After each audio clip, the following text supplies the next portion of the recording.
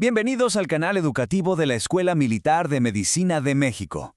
Hoy vamos a sumergirnos en uno de los desafíos más grandes que enfrentamos en el cuidado neurocrítico, el edema cerebral postraumático.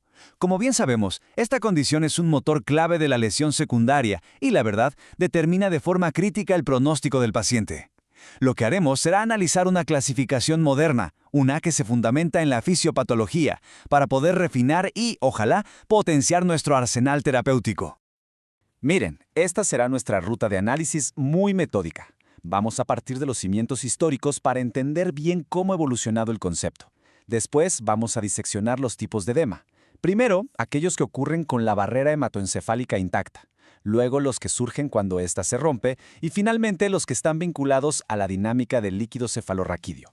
Cerramos integrando todo este conocimiento en un modelo de manejo personalizado y, claro, resumiendo los mensajes cruciales para nuestra práctica clínica. A ver, seamos claros. El edema cerebral postraumático no es una entidad única, para nada.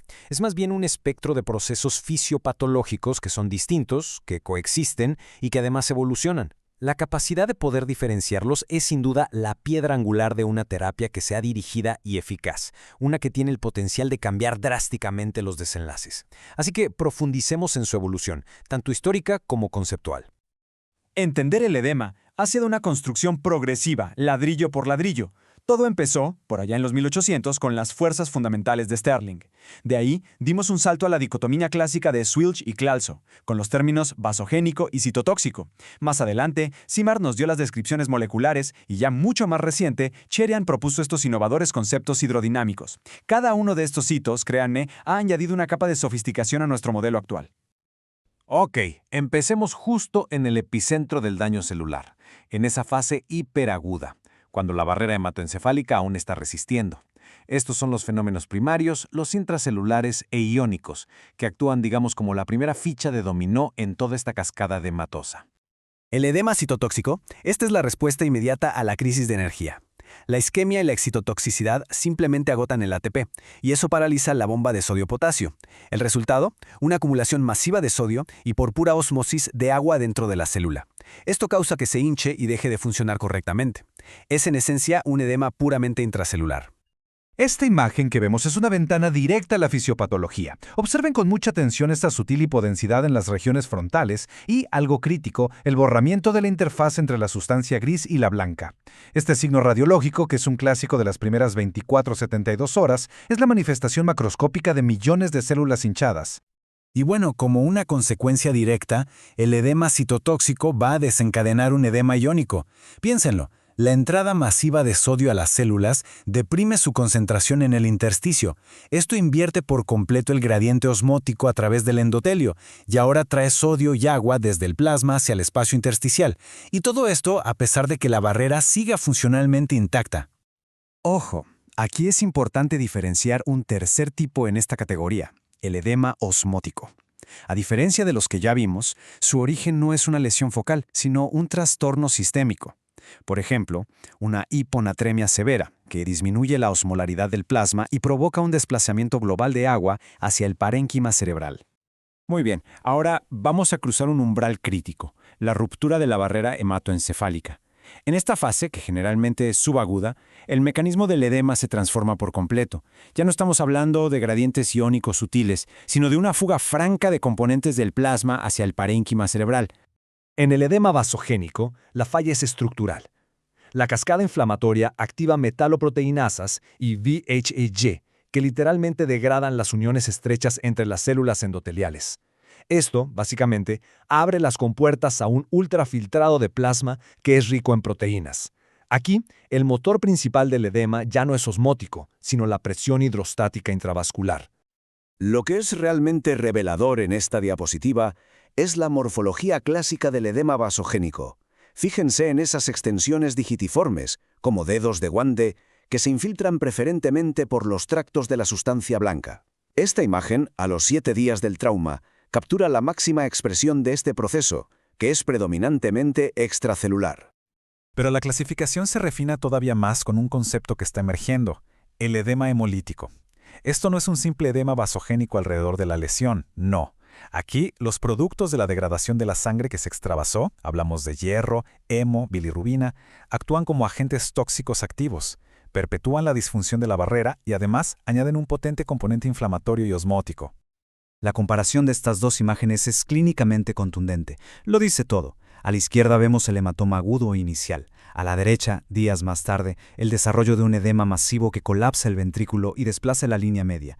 Esto nos ilustra perfectamente la naturaleza maligna y progresiva del componente hemorrágico, una verdadera emergencia neuroquirúrgica.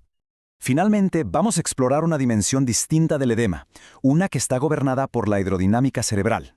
Aquí, el problema no está en las células o en los vasos, sino en la obstrucción del flujo y el aclaramiento del líquido cefalorraquil. El edema intersticial o transependimario es la consecuencia directa de una hipertensión intraventricular. Es física pura. La presión vence la resistencia del revestimiento ependimario y esto fuerza al LCR a fugarse hacia el parénquima periventricular. En la tomografía, esto se ve como esa característica hipodensidad que parece abrazar a los ventrículos dilatados. Ahora, el edema por desplazamiento de LCR o CSF shift es un concepto fascinante y está íntimamente ligado al sistema linfático. Como nos muestra la imagen de la derecha, una hemorragia masiva en las cisternas basales, estas flechas rojas, actúa como un dique, bloqueando el drenaje del LCR. La presión que se acumula lo impulsa de forma retrógrada a través de los espacios perivasculares hacia el parénquima, generando ese edema profundo que vemos en las flechas azules. Muy bien. Ya con todas las pesas sobre la mesa, citotóxico, iónico, vasogénico, hemolítico, intersticial y por CSF Shift, el verdadero desafío clínico es integrarlas. El objetivo es claro, transitar de un manejo genérico del edema a una estrategia terapéutica que sea coherente, dinámica y sobre todo personalizada para cada paciente. Este diagrama de flujo es la clave conceptual que unifica absolutamente todo lo que hemos analizado.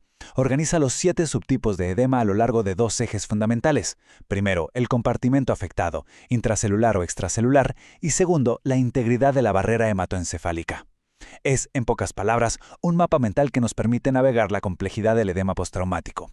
Y este es el punto de inflexión para la práctica clínica. Esta tabla es la traducción directa de la fisiopatología a la terapéutica. Conecta de forma muy explícita cada subtipo de edema con su mecanismo, su ventana temporal y, lo más importante, con una estrategia de tratamiento específica, ya sea terapia hipertónica para la fase citotóxica iónica o la descompresión quirúrgica para el edema hemolítico o por CSF Shift. Perfecto. Para ir concluyendo, vamos a sintetizar los conceptos de mayor impacto, aquellos que de verdad deben transformar nuestra aproximación al paciente con traumatismo cranoencefálico y edema cerebral. Los mensajes fundamentales son muy claros. Primero, tenemos que abandonar la idea del edema como un proceso único. Segundo, hay que adoptar un modelo dinámico basado en la integridad de la barrera, el compartimiento y el tiempo. Tercero, reconocer que el edema temprano es citotóxico/iónico, mientras que el tardío es vasogénico/hemolítico. Y cuarto, el más importante de todos, la terapia debe ser un misil guiado, no una bomba expansiva. Este enfoque, colegas, es el futuro, la neurocrítica de precisión. Por supuesto, la robustez de este análisis se fundamenta en la evidencia científica. En pantalla pueden ver las referencias primarias que sustentan esta clasificación, donde destacan los trabajos seminales de Cardona Collazos, Stockham y Cherian, que han venido a redefinir el campo. Este video fue producido por el general de brigada médico cirujano Humberto Carrasco Vargas. Muchas gracias por su atención.